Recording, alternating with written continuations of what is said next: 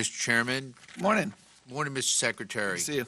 I'm sorry I was late. I was at another hearing. No, it's We've got multitasking. multitasking, but it's always good to see you. Good and to see you, thank sir. for your service, sir. Mr. Secretary, the Office of Workers' Compensation Program has published the notice of proposed rule changes to the Energy Employees Occupational Illness Compensation Program Act. This affects a lot of our workers in Oak Ridge who, Right. from the Manhattan era, have been exposed to a lot of things during the years, and there's a lot of chronic illnesses, sir. I'd like to ask a series of questions to clarify these proposed changes. The proposed rule changes alerts medical providers that the Department of Labor may adopt the Home Health Prospective Payment System, which was devised by the Centers for Medicare and Medicaid Services within HHS. First question, sir, how will the proposed rule change, if implemented, alter the existing method of paying for home health services, and how will it affect the quality of care? In other words, will the payments to healthcare providers be less than they are currently, or will fewer services be authorized? Will payments for the same services be delayed, sir?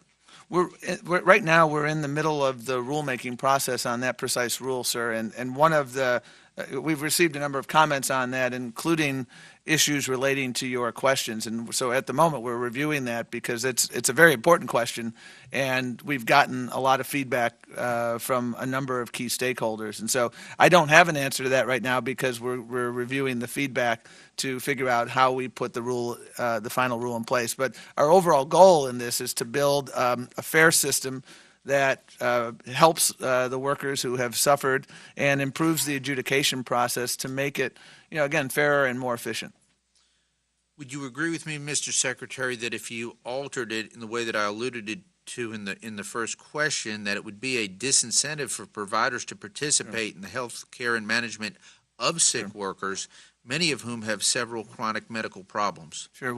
I've personally met with a number of folks who have suffered as a result of workplace exposures in various contexts, and we owe it to them to make sure we build a system that works for them, and a system, frankly, that works for providers as well, because it's hollow to say you have a right if you can't get to a provider. Thank you, sir. Some providers in the area do not accept Medicare. Does it therefore make sense to apply Medicare payment standards to a program which is supposed to supplement medical services for disease-ridden atomic energy workers? Sure. Well, again, that's another one of the comments that we received and we're reviewing, and I think it's a very, very important question, which is why we take it very seriously. And because we're in the rulemaking process right now, I can't get too much further down the road other than to say that we're very we take that very seriously, and we very much appreciate. I know you've been a great leader for folks in the community on this, and we've appreciated your engagement. Thank you. Thank you.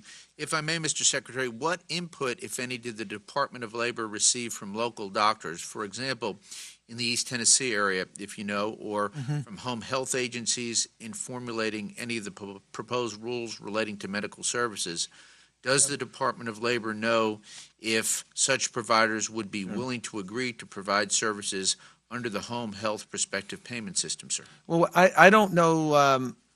What I do know is that we always aspire, and I think we do a pretty good job of building a big table so that we hear from everyone. What I would offer to do is to make our head of the Office of Worker Compensation Program available to come and talk to you, and to the greatest extent that he can, talk with real granularity about the situation, especially as it affects your community, because you obviously have strong equities in the resolution of this.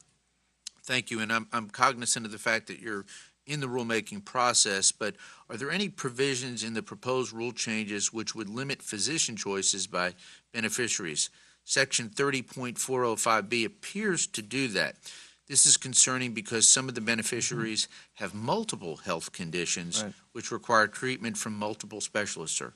Well, sometimes there are proposals that are out there that people perceive as having an impact one way or another, and that was one example that you cite. And so we're certainly aware of that concern, and in our rulemaking process, very much attuned to that. And again, I think our director, if you want him to come by, we can have a much longer conversation about that and so many other issues. Because here's the bottom line. We want to get this right. We want to do right by the folks who spent their career in public service and now have some serious health issues. We owe it to them to make sure that we have a system that treats them fairly. And you have remarkable insights into how we accomplish that goal. And so I want to take advantage, frankly, of your perspective. Thank you. Well, Mr. Secretary, I want to thank you for your commitment to working with me and to help our affected workers in Oak Ridge, because they have sacrificed, they are suffering, and